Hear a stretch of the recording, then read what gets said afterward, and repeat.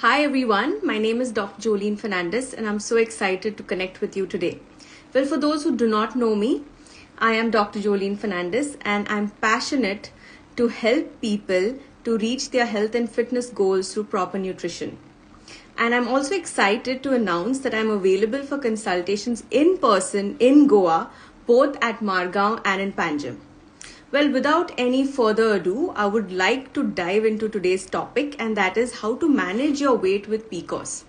I'm sure if you've joined this live or you're part of this event today, you definitely know somebody who suffers from PCOS or you are somebody who's battling PCOS. Now, there are a lot of reasons why women gain weight with PCOS. The number one reason being insulin resistance. Now, what is insulin resistance? It simply means that your body resists the effect of insulin, thereby wherein your body cannot use the insulin that is being produced and you have very high circulating levels of insulin. Now, what does this lead to? This leads to fat deposition and accumulation around the waistline. The second reason why women gain weight during PCOS or with PCOS is because of the increased androgen levels. Now, increased androgens are male hormones, especially testosterone. And with increased testosterone in PCOS, there is a tendency of fat deposition again around the waistline, on the back, and also in the lower parts of your body. Next, there is a reduction in metabolism in PCOS, as a result of which the usage or the uptake of energy is reduced and there's a lot of storage of unhealthy calories. Next, the next reason why women gain weight in PCOS is genetics and inflammation.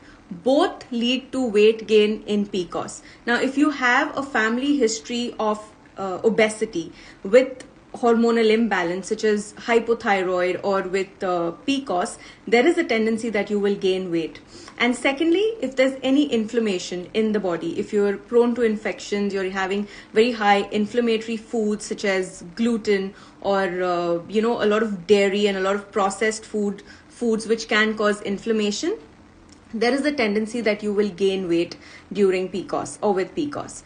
The next reason is because your ovulation is compromised. When your ovulation is compromised, that means that there's a lot of hormonal imbalance. And this hormonal imbalance actually has an effect on your appetite.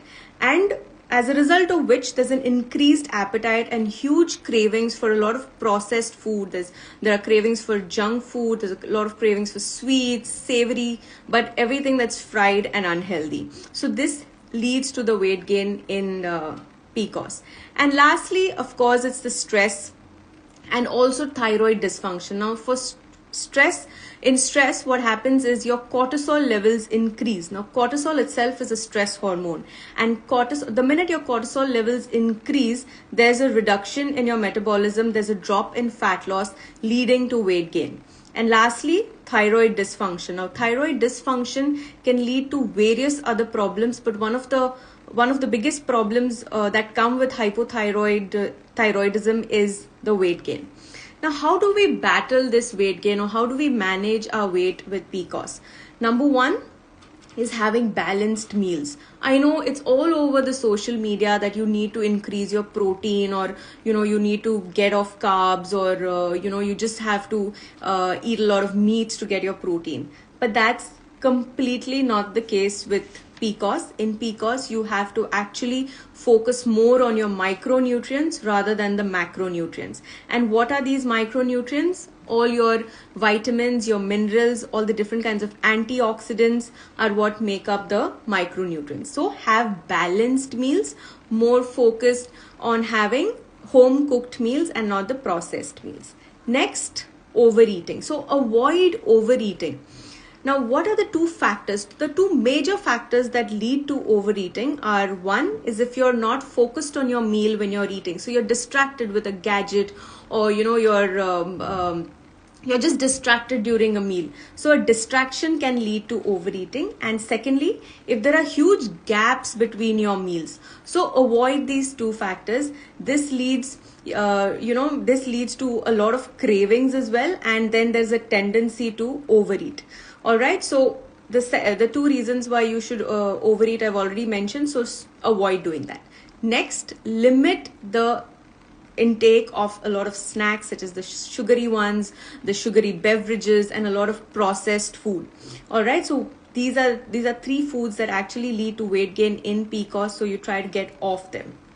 Next, eat healthy fats. Yes, I'm telling you to eat fats. Now, what kind of fats are good for you and you need to eat are the fats that come from nuts, your seeds, your egg, your nut butters, ghee, fish. Those are the healthy fats. Now, why do you need these healthy fats? Because they're having all the essential fatty acids, and these essential fatty acids are in fact responsible to give you that good regulated blood sugar level, regulate your hormones, and also will help you to lose weight with PCOS. The last but not the least is your exercise and sleep. These are the 2 most underrated health aspects, especially sleep. Now, when it comes to exercise, what kind of exercise do you need to do in PCOS? Most of us only want to walk. Now, let me tell you, walking does not qualify as an exercise. Walking is just an activity.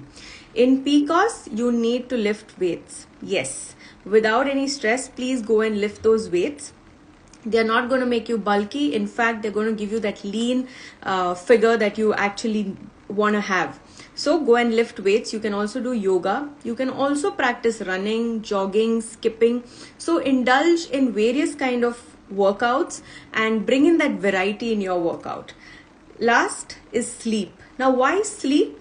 Well, when you sleep enough or you get adequate sleep, there is one thing that happens. There is a hormone called as leptin, which is a satiety hormone. Now, this leptin kind of increases when you sleep adequately.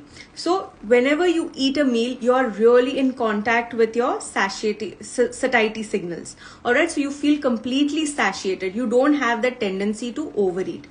But if your sleep is compromised, if you're not getting adequate sleep, or you're somebody who sleeps really late in the night and then you tend to wake up early, your leptin hormone is going to reduce.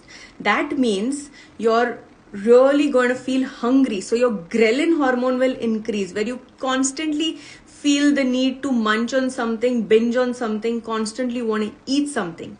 All right, so make sure you get adequate sleep. And lastly, it is hydration. Always stay hydrated. If you want to lose weight, make sure that you consume a minimum of 2 to 2.5 liters every single day. Before your workout, when you wake up first thing in the morning, hydrate yourself. Post your workout, during your workout, before a meal, after a meal, before you go to sleep, maybe about half an hour, 1 hour before you go to sleep, try and stay hydrated. Now, what do you have to stay hydrated? Water is more than enough. Even if somebody comes and tells you need energy drinks and you need all those flavored drinks, please say no to those, especially with PCOS, because they again qualify to be those ultra processed foods. No packaged drinks or no packaged fruit juices. All right, just stay hydrated with regular water. You can have nimbu pani, you can have different kinds of sharbats, you can also have tender coconut water.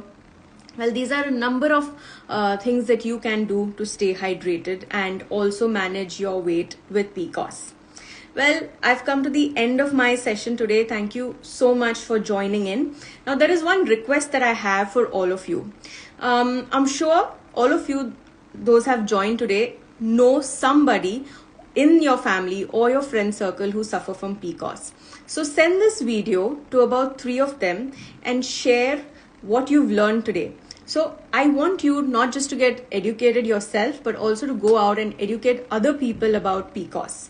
And for those who want to get in touch with me, you can visit my website, that is drjolene.com, or you can drop me a message on Instagram or WhatsApp. So thank you very much for joining in. And also the last announcement that I want to make is that I am available in Goa for consultations, both in Margao and in Panjim. Thank you so much, everyone, and I will see you all next time for another live with another interesting topic. Bye-bye.